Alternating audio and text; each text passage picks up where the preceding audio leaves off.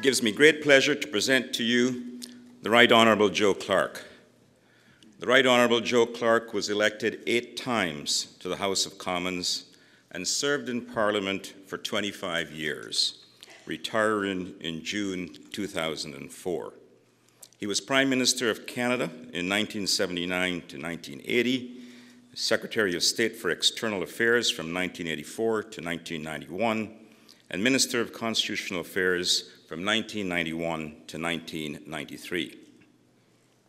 As Minister of Foreign Affairs, Mr. Clark was a leader in fighting apartheid in South Africa, promoting human rights, and was the architect of significant Canadian aid and development initiatives in the Middle East, Asia, and Africa. Monsieur Clark demeure actif au niveau international, aidant à promouvoir les principes de bonne gouvernance, de transparence et d'intégration dans les pays en voie de développement. Il a dirigé des équipes d'observateurs internationaux lors des élections au Mexique, au Cameroun, en République démocratique du Congo, au Nigeria et au Liban.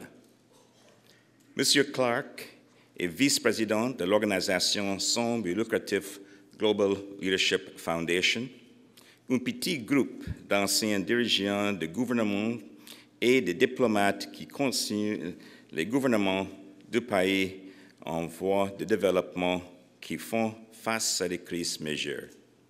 Il est aussi directeur d'une fondation qui enseigne aux fermiers congolais la production et la mise en marché des plantes médicinales. Mr. Clark co-chaired the first McGill Conference on Global Food Security in 2008 and is also Professor of Practice in the McGill Institute for the Study of International Development. The Right Honourable Joe Clark recently released his book, How We Lead, Canada in a Century of Change.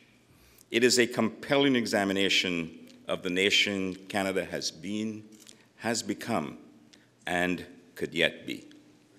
Mr. Chancellor, I present to you the Right Honourable Joe Clark so that you may confer upon him the degree of Doctor of Laws, honoris causa.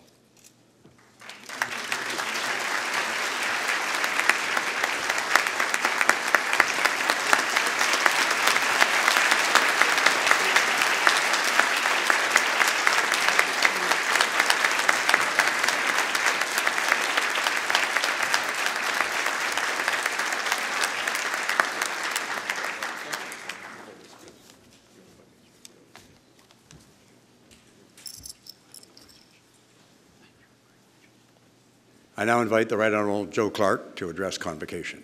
Mr. Clark.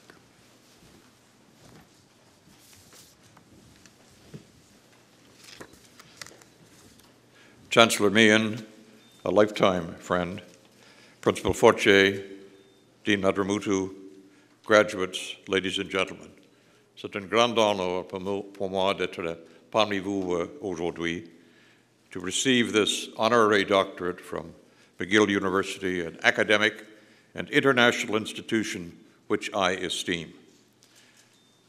I congratulate you, the graduates, as you embark on a career whose limits are yours to set, and an opportunity to literally change the world. As scientists, you are on the doorstep of stimulating and even transforming careers. You have the gifts of natural intelligence and curiosity. You have learned here the rigor and discipline of scientific inquiry. You have role models and wise advisors, collaborators and colleagues who are accustomed and equipped to confront the most critical challenges of a world that, for all of our accomplishment and promise, is threatened by pandemics and climatic change and exhaustion of resources, and the fear that those threats can breed. Moreover, consistent polling shows that the publics around the world trust scientists and science more than they trust other professions or governments or business or civil society or elected officials. So I wish you great success in pursuing your dreams. But I want, following the lead of the Chancellor, to tempt you also with another option to consider, which is to apply your training and your talent and your scientific manner of thinking and analysis to serve in elected office. Not right now, not forever, but as an option to consider. Because these are not opposite callings. On the contrary, the genius of inspired science is discovery. The skill of inspired public life is the transformation of discovery into actual change, including change in the way our society thinks. Now more than ever, we need to marry those capacities in a modern world that was transformed in 1989 by the fall of two walls. One wall was physical and political, the Berlin Wall. The other was a wall which most of us did not know existed until it was breached by the insurgent Internet. The Internet, a product precisely of research, technology, and discovery, which shrank the world and empowered its parts. This is just one instance where scientific research and discovery transform ordinary modern life, including in your fields of food and nutritional science, biotechnology, agriculture, environment. Our democratic institutions are falling into serious disrepair, in part because they were designed for another time, when the world changed more slowly, problems were more predictable and less complex, and the public was less informed and less demanding. Of course, institutional reform is long overdue, but equally necessary is a change in the attitude of mind which elected officials bring to public office. In traditional times, a high value was placed on the wisdom of elders. Now, at my age, I'm not going to dispute that formulation, nor discount the elemental and enduring value of wisdom.